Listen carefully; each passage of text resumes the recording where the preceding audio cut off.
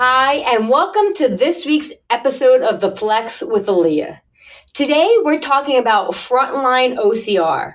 What's OCR? It stands for Obstacle Course Racing. And Frontline is one of the top events in OCR. So in this particular podcast, you're going to learn about that particular race, as well as what OCR is if you're unfamiliar with it. This race's mantra is earn it. So it's only fitting that the quote that I would choose really hits upon that. And it says, "You are entitled to nothing. Want it? Earn it." And this race really is characterized by that saying.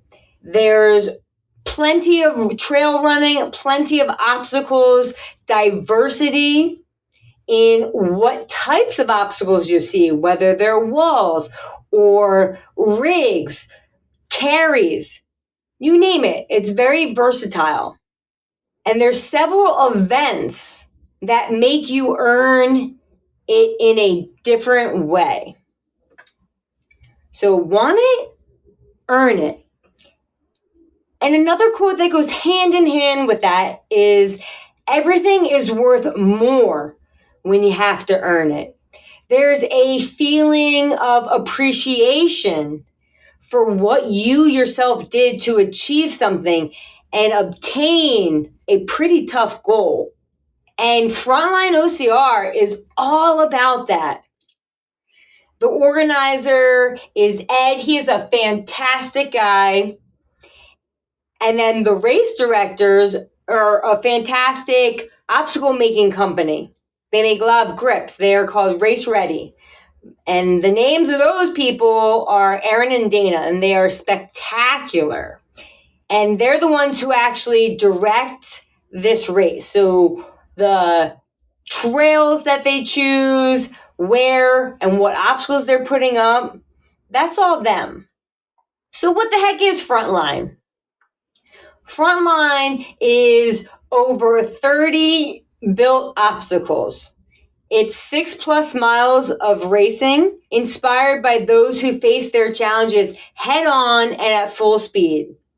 For people who want to prove to themselves they have what it takes to earn it. This particular race has several main events. One is endurance. There's mandatory obstacle completion with unlimited attempts. That means in order to move on to the next obstacle or continue running, you must successfully complete the obstacle you're at. Whether it's a 8-foot wall, getting up and over it, or a heavy carry, or a rig with various handholds. In order to move along the race, you have to complete the obstacle. That's what mandatory obstacle completion means.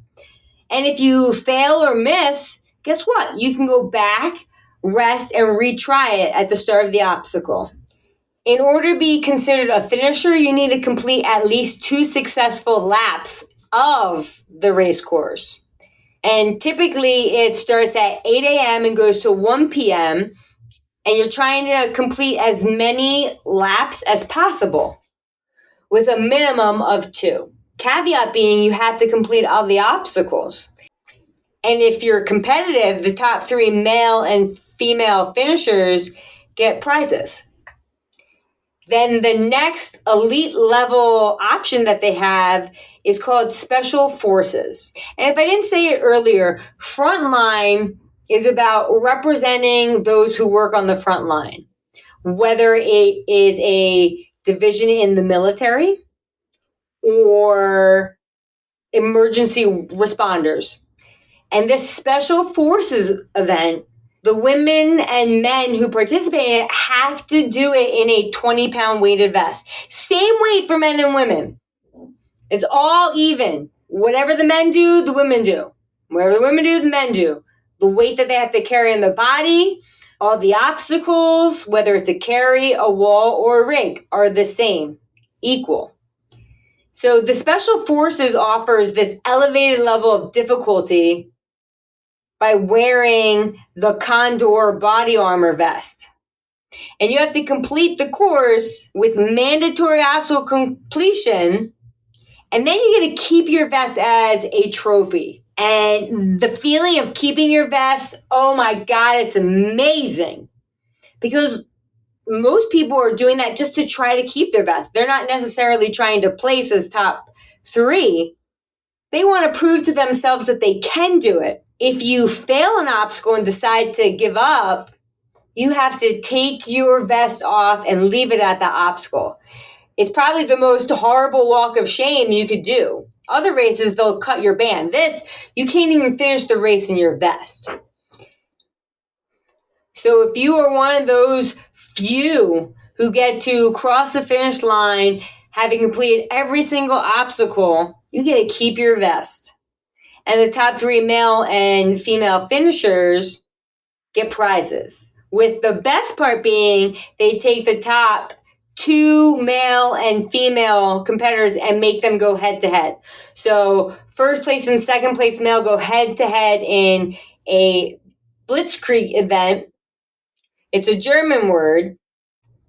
And pretty much those top 2 Special Forces finishers in the male division and the female division, spots 1 and 2 go head to head in a high intensity short course. And then the winner gets a prize. It's a very exciting event, super spectator friendly, and very, very intense. I've participated in my share of them, and they are extremely exciting to watch because I've seen the men and to participate in. So after the Special Forces, they have a regular, unweighted competitive heat. And they label that as Heroes 1. And that's for veterans, first responders, active military, and or family members who want to compete for a podium position. There is mandatory obstacle completion, a limited attempts just like the other categories, and you can proudly represent your branch of service or your department.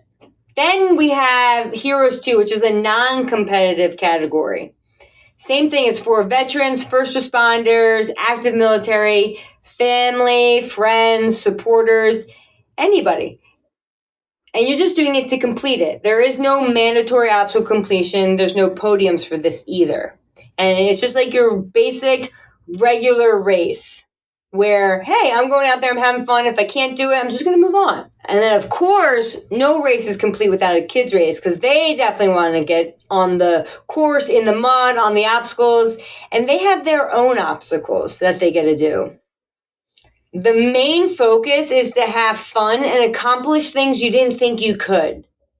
And Frontline represents the first responder and military line of duty, which makes this particular event very special because they do honor those frontline workers.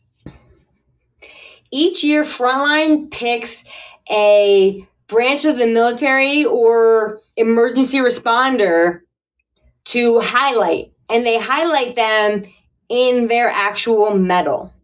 I believe this year, so 2024, they honored the Army.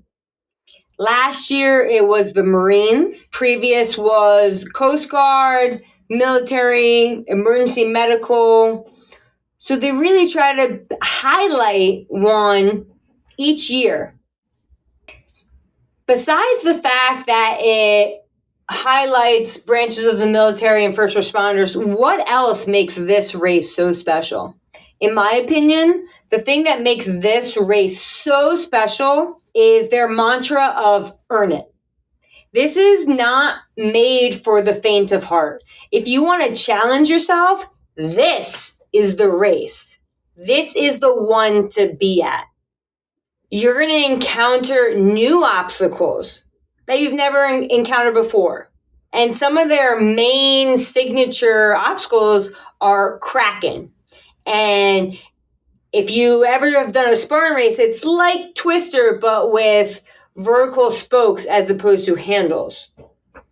For those of you who don't know what that is or have never done a Spartan race, pretty much it is a horizontal hanging pole with spokes that go around it that you can grab. And it rotates as you try to move through it from point A to point B along the horizontal axis. It's a pretty fun obstacle. Then they have ones called Vest Collector, and everybody stresses over Vest Collector. Take a wild guess at why it's called Vest Collector. Many of the Special Forces racers lose their vest here. And it tends to be a low rig. That means it's closer to the ground, so you have to try to keep your feet off the ground. That's what a low rig is, with various handholds. It's very spicy. And every so many races, they change it because they really want athletes to come back out and have redemption trying to complete what they created. Now, that might only last for 2 years and then they change it again. So it does keep it interesting and evolving, which is exciting.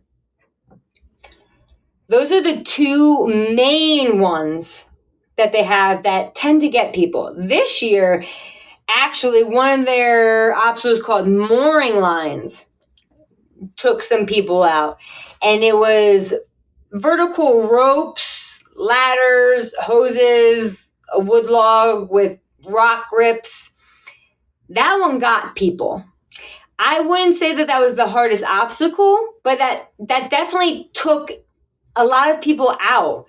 And as a trainer, that could have been because people aren't used to the vertical holds with their upper body and their feet.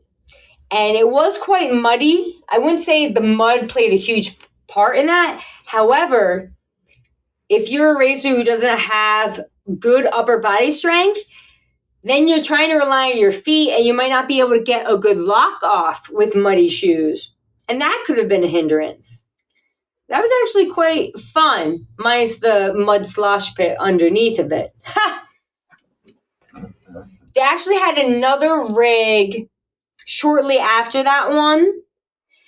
And I talked to a couple people. It had a slight incline at the end that racers were not expecting. I don't know if it took anyone out, but I know there weren't vests when I got there. And that little up at the end was, you need a little momentum to push. And I could see that be challenging for some people. And the reason I like this race is because I get to challenge myself. It's probably the hardest race that I get to do, which is why I love it. I love it so much that I always look forward to it. And I'm like, there's only one. Come on, we need to have 2 a year. And I do the Special Forces. I do it with the vest. I've been doing it for 5 or 6 years now. Every year I go. And not to toot my own horn, but I have every single vest. Hell yeah. And that's something I'm hugely proud of because it is not an easy event. It's very taxing physically and mentally. And I'm going to talk about the mental side, especially because this year was not an easy year for me. Not that I've breezed through it in the past, but I typically don't get stuck at an obstacle. And if I do, I might fumble, be like, oh, that was a stupid move, and then I go back and I complete it. Not because I'm perfect at all. That's not why. It could be just my assessment when I've looked at it. I do have really good upper body strength. But this year, man, oh man. I think I'm still recovering mentally from that race. It took every ounce of my grit and mental toughness to get through that this year. And I don't think it was that much harder than last year, but I do think one of the big differences was how they organized the obstacles compared to last year. And they didn't have the rigs really until after mile 3. All the rigs were after mile 3 of this 6.25 mile race. There was one maybe around mile 2. But most of them were after mile 3. I think that's what got people. Paired with those who got stuck at the mooring line obstacle, those retries took out a lot of their upper body. It took a lot out of them. So by the time they made it to Vest Collector, they didn't have a whole lot left to get through it. And then after that, there was cracking. I think that's what compiled to make this race more challenging was the setup of it. And that's not a complaint at all. You want it to be different each time. It makes it interesting. It creates a different dynamic. You'll see different athletes thrive in different setups. So for me this year, I got to mooring lines and all the Special Forces women were there, stuck there. And I ended up being the first woman to get through, which was very exciting. I did not get it on my first attempt. I actually, one of the ropes was hooked over, and so there was nothing to reach out to. I was like, oh my God, somebody throw down the rope because it was looped over or something. And, stuff like that happens. Sometimes a bell's looped over and you have to swing up higher or something like that. You have to adapt. And so I made it through and I trudged along. And eventually I came to Vest Collector, which was at just over 5 miles. So I was like, yes, I got this. I have a decent lead. And I fell on my butt over and over. And then there was a time I thought I got it. And apparently I grabbed something I wasn't supposed to. So then, redid it. Fell on my butt a couple more times, again, taxing. Fell on my butt a couple more times. You get taxed. You're trying to rest. You're trying to figure out what you're doing wrong so you can fix it. How can you progress forward when you feel so stuck? And when I was there by myself for a while, not by myself, there were other racers there, but there were no other elite female racers there. Some other elite racers eventually came trickling through, but they gave up their vests. There was maybe 1 or 2 who came with their vest and then just gave it up at Vest Collector. Only one other female stayed there with me, really trying to get through this obstacle. So props to her. Cindy, you are awesome. And this one was, I think, very mental. It became very mental for me. And this goes hand in hand with that earn it piece. You can't just have the physical element because sometimes the physical strength that you have is going to get stopped by your mentality. Some of the things that I said to myself while I was there, excuse my language in advance, but it's like, what the fuck is wrong with you? You can do this. Get your head out of your ass and get through the obstacle. You know you can do this. Come on. Those weren't all said at the same time, but those were things, that was my stream of consciousness. Actually, some of it I probably said out loud because I knew I could do it. And I can't even tell you why I was fumbling on this obstacle. It doesn't matter why, because I had to handle the obstacle in the moment that I was in. And I was in a state of confusion about why I could not get through this obstacle that I've gone through before. Sure, they changed some of the handholds, but I'm used to these grips. And for athletes who've come up to this obstacle and turned in their vests, what can you do to get through it next time? I think what people can do, one, you're either going to have the ability to do it or not. So if you can't get past the first quarter of the obstacle, it's probably a lack of strength or efficiency in transitioning and using those holds. But if you're making it consistently halfway or towards the end, just missing the bell, a lot of that's going to come down to mentality at that piece. Because if you keep missing, you're getting frustrated. You're getting mad. You're getting irritated. You might feel like you're failing, like you're a failure. You're like, I want to get through this obstacle so bad. I want to keep my vest. Some people do this race multiple times and still don't have their vest. And then they show up to an obstacle that's previously taken their vest, and it's a little intimidating. You can't let the obstacle beat you, and you sure as hell can't let it beat your mentality. You have to be stronger than that, which is why I was probably talking to myself a little bit more aggressively. Like, you got this. What the fuck are you doing? Because I needed to ramp myself up. When you sit and wait, your heart rate gets down. You failed so many times. And there's a difference between wholeheartedly attempting the obstacle and half-assed attempting the obstacle. There were a couple times where I hopped on it and I did not give it my 100%. And there were other times where I was committed to giving 100%, and based on how I grabbed something or if I was spinning, I knew it wasn't worth expending that energy. So instead of trying to fight it, I just came down. It wasn't worth wasting that energy when I wanted to give a great attempt. So if you've come to this obstacle, check your mentality. Are you feeling confident? And if not, how can you make yourself feel confident in the moment? Because this is in the moment happening in real time. You can't go back and be like, oh, I should have done this differently in my training. No, the moment is here and now. You have to move forward. Okay. Are you going to commit to doing this obstacle?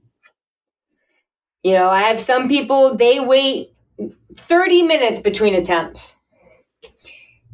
And sometimes that comes down to the endurance of their upper body strength. I tried probably way more times than a lot of people and didn't give myself a whole bunch of rest. But that was because I knew I had the upper body strength to do it. Or when I did a certain attempt, I knew I grabbed wrong or did this wrong, and I could go back shortly after and redirect it. So even though this is about Frontline OCR, a tip for you is work on improving your mentality when you're stuck. It might not happen at the next race or the one after that, but there's going to be a race where you encounter an obstacle that stops you dead, even if you know you're fully capable of completing it. You're going to have to hold true and give it your best go every time if you want to get through it. And only you know if you're giving it your all on those attempts. You know, that's where you got to be honest with yourself. Like, I can be honest with you guys. There were a couple attempts, I've already said this, that I didn't commit. Nope. I was cutting my finger on certain grips. It was tearing the side of my pinky off. My leg was burning. And if I'm on an obstacle and I'm focusing on that, the likelihood is I'm not going to get through the obstacle. I need to turn off those pain receptors and just kind of endure it. So when I actually did get through the obstacle, there was a section you could kind of put your feet on, and it hung like a bat. I had told someone to tell me it's only 30 seconds of pain. And I wanted that cue. So I hung there. I heard him say it. And I said, it's only 30 seconds of pain. You did not come this far to come this far. And I counted to 10, and I proceeded to move on to the last 3 grips. And I fucking got it. You know, what happened on that umpteenth time that I couldn't create on other attempts? I couldn't tell you, because I got that far multiple times. And if I'm being honest with my assessment of my performance, I think I got out of my flow when I came to that obstacle. And I really like to stay in my bubble when I'm racing. It's not always easy, because then I come off looking like a jerk sometimes. I'm really focused. And I came out of that at this obstacle. And I don't know if it would have changed if I really stay hyper-focused like usual. I can't say. I don't know. But I know when I did get through it, I was in the zone. And the zone is kind of like a state of flow where you are moving almost on autopilot effortlessly. And it's a state that is not always easy to get into. Some people talk about with running, and you just like kind of like just go. It feels easy. The same thing can happen in obstacle course racing. And for me, that happens kind of on obstacles, or I just flow through it. And on that last attempt, I definitely felt like I was in it, where on previous attempts, I did not. And I think that flow state comes from practice, experience, and confidence. And if you're missing one of those, it makes it a whole lot harder to get into that state. And so that's why I think I was able to get through it on that last and final attempt. That was going to be my last one. And I had to make it count. It's like, you make it count. And I sure as hell made it count because I had to finish the rest of the race. And that's what Frontline does. They raise the bar for you.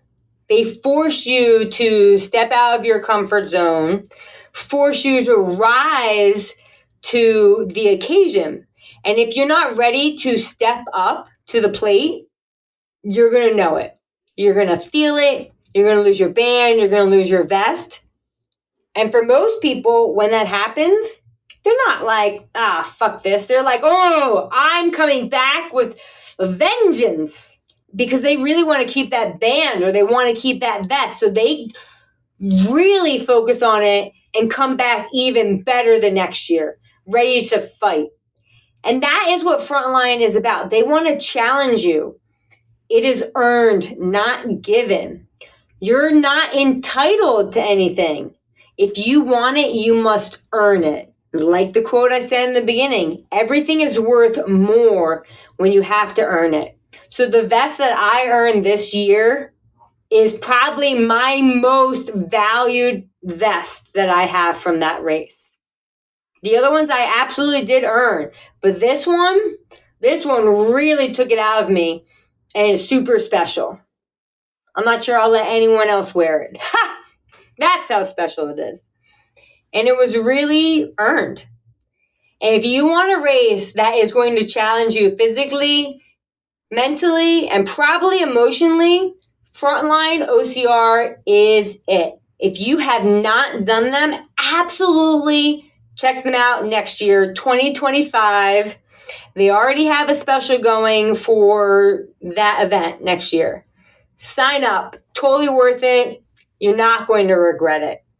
Thank you so much for tuning into this episode of The Flex with Aliyah. Next week is going to be part 2 of that Fitfluencer versus trainers.